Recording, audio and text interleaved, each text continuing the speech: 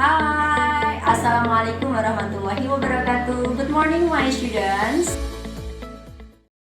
Okay, next in these videos we will discuss about making, giving, and responding to instruction, suggestion, and advice. Okay, guys, di sini kita akan mempelajari tentang membuat, memberi, dan merespon perintah, saran, dan nasihat. Kenapa sih ini penting? Yes, of course, because in this environment, of course, we need some suggestion from others, and sometimes there are some people that ask our suggestion. Okay? Karena dalam kehidupan sehari-hari tentu kita pasti akan pernah menanyakan saran pada orang lain dan orang lain pun menanyakan saran dan meminta masukan dari kita. Nah, how to speak it in English? Bagaimana untuk mengucapkannya dalam bahasa Inggris? Ya, this is asking for instruction. Jadi untuk asking for instruction, this is we use it if you use like machine or something. Ini biasanya kita gunakan untuk menanyakan gimana kita menggunakan mesin atau sesuatu ya, tahap-tahapan atau juga kita bisa menanyakan tentang saran. Oke, the first, how do you do this? Bagaimana kamu melakukan ini?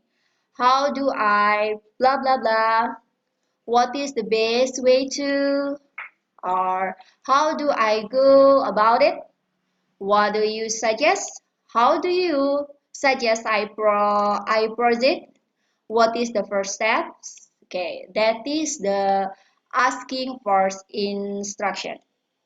Okay, next. Suggestion and advice. Ini adalah saran dan nasihat. Jadi setelah kita menanyakan tentang tadi cara atau bagaimana kita melakukan sesuatu, selanjutnya pasti kita akan memberikan saran atau masukan di sana. Oke, we can use this expression. Oke, I think you should bla bla bla. Saya kira kamu seharusnya bla bla bla. Jadi kalau sarannya misalkan kamu seharusnya membersihkan ini, berarti kamu bisa masukkan I think you should clean this.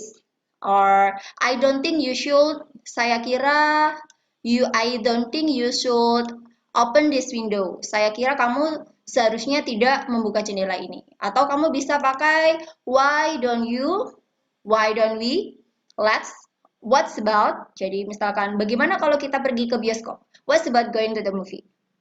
You can, kamu dapat. You ought, kamu harus.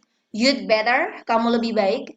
If I were you, jika saya jadi kamu, I'd go to America or I'd go around the world. Nah, jadi jika saya jadi kamu, saya akan keliling dunia, gitu. Some days. I mean.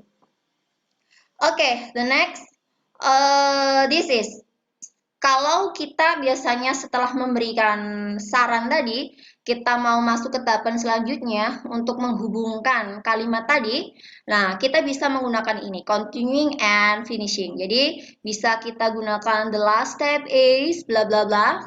The last thing you do is bla bla bla. In the end, akhirnya, when you've finished, when you've completed all. Jadi ini bisa kita gunakan. Oke, there is example ya, dialog between A and B. Di sini ada contoh dialog antara A dan B ya. Oke, A, good morning, what are you doing? Good morning, I'm cleaning this school. It's so tiring. What do you suggest to make it being a clean soon? Why don't you use the brush to make it easier?